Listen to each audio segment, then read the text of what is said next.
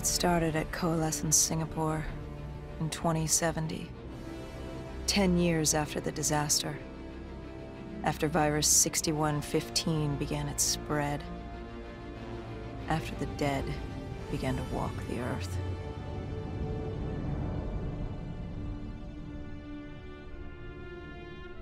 We'd lost comms with John Taylor's squad, another undead extermination team. Dead killers, we were called. With our cybernetic augmentations, we were impossible to infect. We were trained to terminate the undead.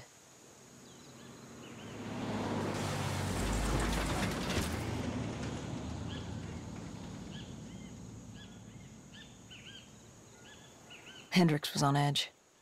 We were in a quarantine zone, one of many walled-off areas separating humanity from the undead, built to keep the virus and the infected behind their wall, away from the rest of us. The undead weren't our only concern. The 54 Immortals, a local combine who remained in the containment zone, were aware of Taylor's activity. This place was the epicenter of the epidemic. The 2060 Coalescence disaster created the cursed world we lived in today. Any activity at this site would set off alarm bells. Either way, our troubles were only just beginning.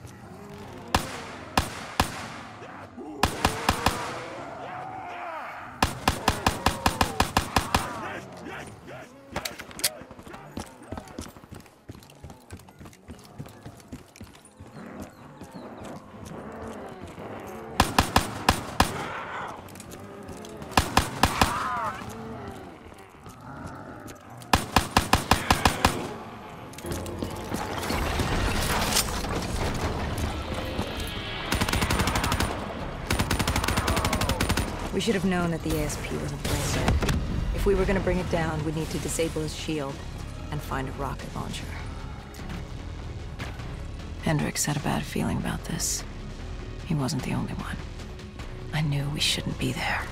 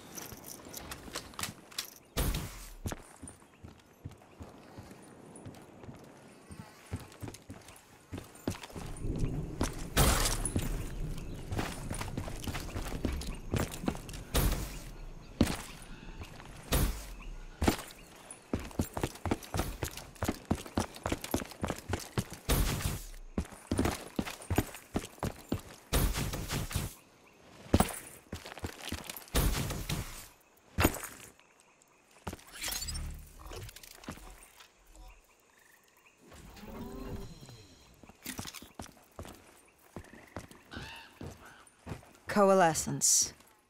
Enhance yourself for a better tomorrow. They'd been the forefront of technology, always wanting to improve the individual, the future of you. What happened? What went wrong? The Coalescence disaster happened. Virus 6115 spread throughout Singapore and strains popped up all over the world. Governments built these quarantine zones to house the undead, a way for the populace to ignore what was happening. 10 years on, and it had worked. We put it out of mind. Ignorance was bliss. What was so special about this operation? It was supposed to be by the books. 5 years after our cybernetic augmentations, Hendricks and I were a well-oiled machine. Quarantine sweeps, recon, search and rescue. It's just what dead killers do. But we'd never been sent after one of our own before. John Taylor's systems had gone quiet.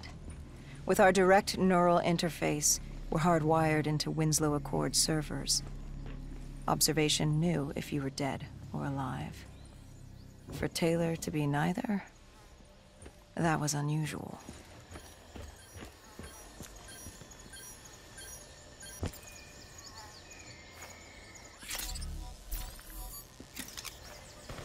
We located an EMF source and uploaded it to Central. It was a 54 immortal audio log, detailing unusual activity coming from the server room at the lowest level of the building. It couldn't have been more than a week old, probably why Taylor's team had been sent to investigate. Hendricks activated a recon drone to scan for life. We picked up a signal coming from far below. As we stood there in the atrium, I felt like Alice. And we were about to jump down the rabbit hole.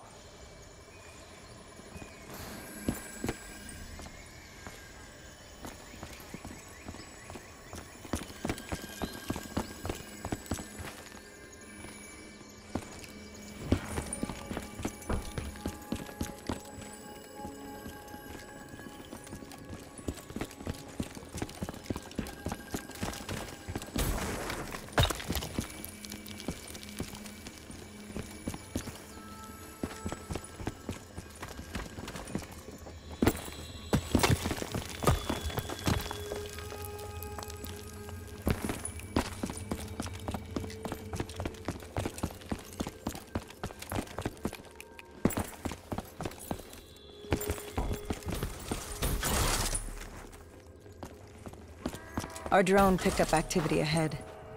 We should have known we weren't alone down here.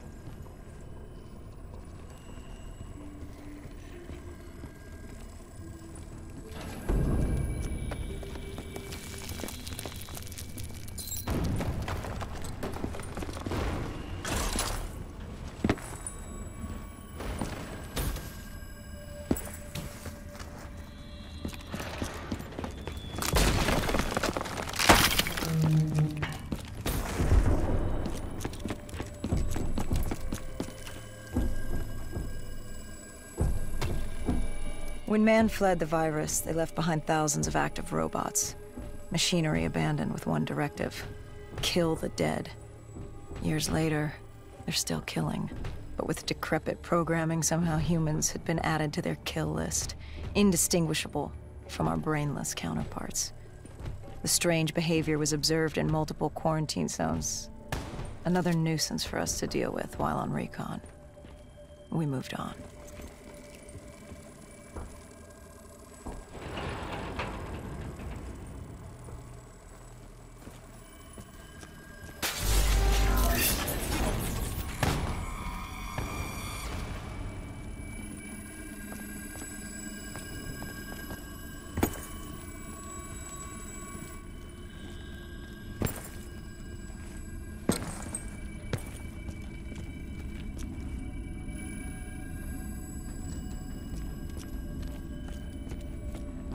We reached the silo's floor, but the signal came from lower still, below coalescence.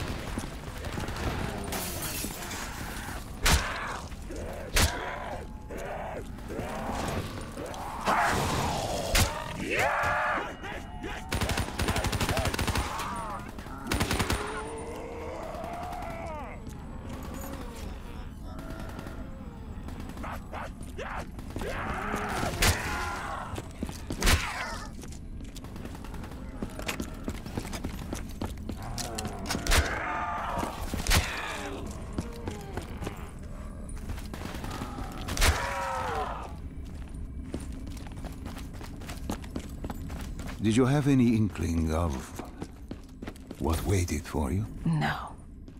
In hindsight, we should have put it together. But the fact of the matter, that day was supposed to be like any other.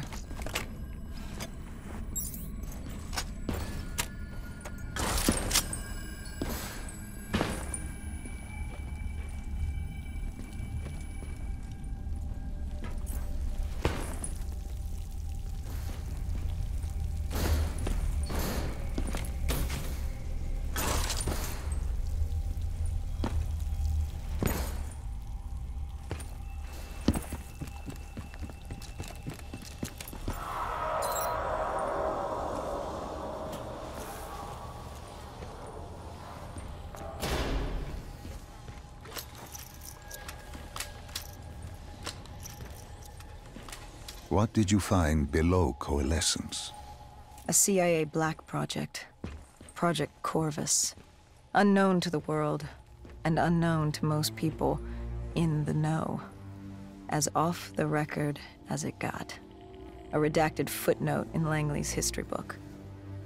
Part of me wishes we just turned back. Why? It would have been easier. For me.